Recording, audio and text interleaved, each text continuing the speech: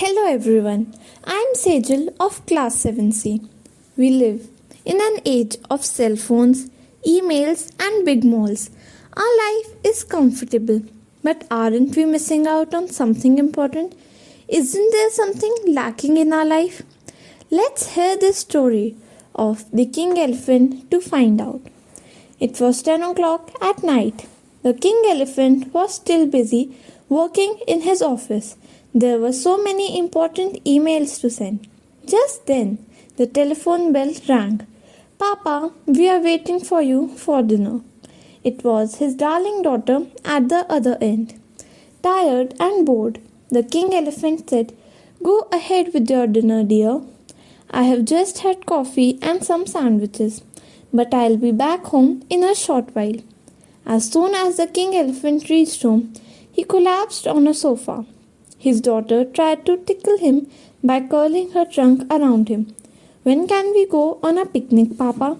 She asked sweetly. The king elephant looked up his diary and answered, Next year in spring, my love. I promise to take everyone to the woods for a day. Disappointed, the daughter went back to her room. The king elephant gazed at the picture of his father, the old king. Suddenly, he saw the frame move. To his great surprise, the old king stepped out of the frame and stood before him. Greetings, father. I am so glad to see you, said the king elephant. I heard a lot about your new palace and thought I had pay a surprise visit, said the old king. The king elephant took his father around the palace. The old king was amazed to see so many different rooms. Bedrooms, living room, dining room, drawing room, and so on. But when he tried to sleep, he couldn't. He just tossed and turned in his bed. The foam mattress was so soft, he couldn't get a wink of sleep on it. The next morning, the old king wanted to walk around and see the city. He was hustled into a big car and driven about. He looked with wonder at the tall buildings and busy roads. I can't see any forests, said the old king suddenly with concern. Where do our people get their food? We buy all our food at the supermarket and store it in a machine called refrigerator, said the attendant. The old king found it hard to believe. At the dinner table, the old king wanted juicy and sweet sugar canes for dessert, but to his surprise, a bowl of sugar cubes was placed before him.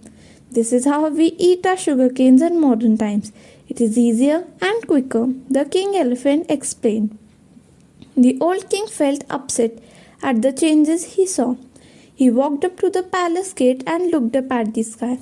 The sight of the full moon cheered him. He let out a loud trumpet sound in delight. But the king elephant was alarmed. Father, you ought to be careful. We cannot make such a noise at this time of the night, he said harshly. The old king was silenced. He felt unhappy and wanted to leave the next morning. As he wished his son goodbye, his eyes were filled with tears. You may be more comfortable, my son, he said, but we were much happier. Then he went back into his frame forever. The king elephant understood that there was no fun in his life. The next day was declared a holiday for everyone. Large herds swayed together towards the forest for a picnic. They taught their children to pluck leaves and fruits of the trees. They rolled in mud and later jumped into the cool river to wash themselves. They filled their trunks with water and splashed it around. Then, as a salute to the old king, they lifted their trunks and trumpeted together as loud as they could. Thank you.